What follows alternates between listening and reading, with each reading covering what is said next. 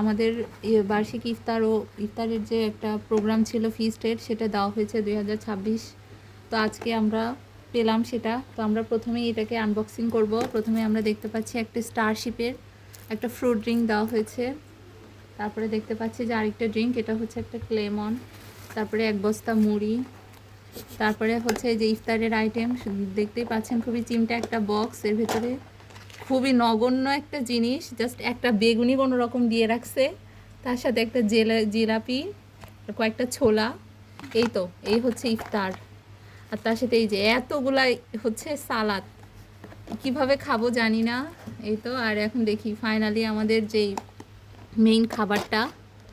ও বাপ রে বাপ, এত কিছু! গরুর মাংস, রোস্ট নাই দেখো। হ্যাঁ রোস্ট নাই কোনো। এই হচ্ছে আমাদের ফাইনালের ইয়েটা, দেখাই দাও পুরা। হ্যাঁ, এই হচ্ছে আমাদের ফিস্টের পুরা খাবার।